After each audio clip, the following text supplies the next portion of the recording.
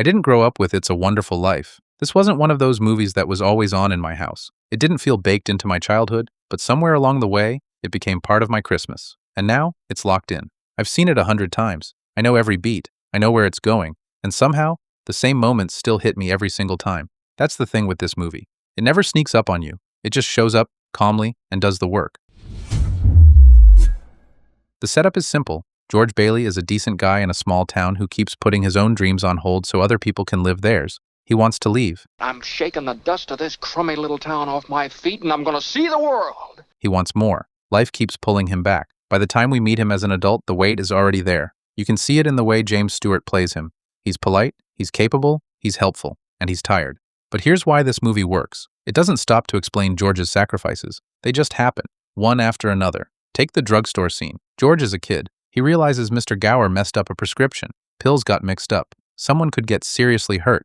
George doesn't give a speech. He doesn't explain himself well. He just refuses to deliver the medicine. That's it. That's the choice. And because he won't explain himself, because he's scared and shaking and still a kid, Mr. Gower strikes him. No swelling music, no big moment, just a good decision and immediate consequences. The actor playing Mr. Gower was actually drunk during that scene. Over here. You lazy loaf. And the hit was real. After they cut, Warner hugged him. That's why the moment feels so raw. It doesn't feel polished. It feels like life crashing into a kid who tried to do the right thing. That pattern never changes for George. He gives up college. He gives up travel. He gives up opportunity.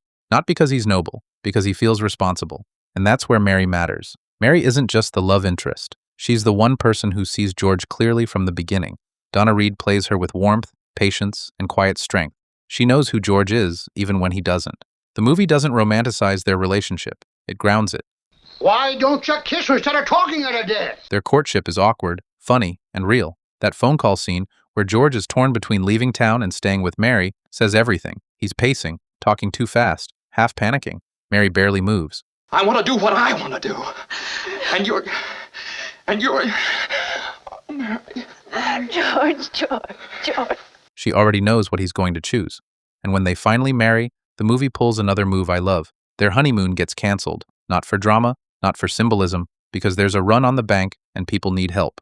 Mary doesn't complain. She opens her purse, hands over the money, and stands right next to George while he tries to hold everything together.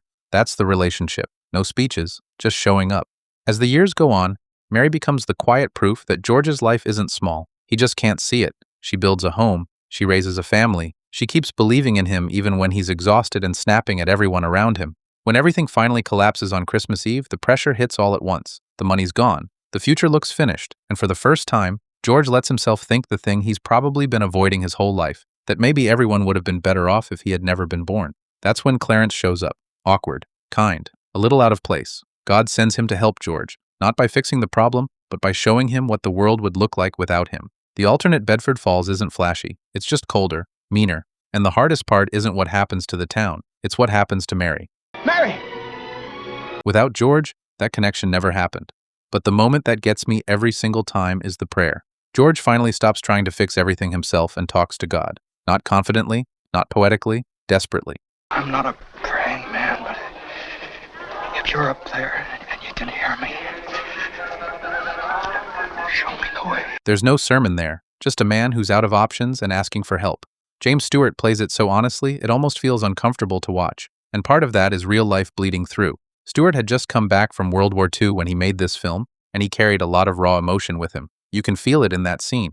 It doesn't feel acted. It feels like someone who's genuinely worn down and finally admitting he can't do it alone. When George gets his life back, the movie doesn't pretend everything is suddenly perfect. Consequences might still come, but now he sees something he couldn't see before. He mattered, not because he was special, not because he was successful, because he showed up. For his town, for his family, for Mary. The ending works because the movie earned it. It didn't rush there. It didn't cheat. It just kept letting life happen until George could finally see the full picture. That's why this is the greatest Christmas movie ever made.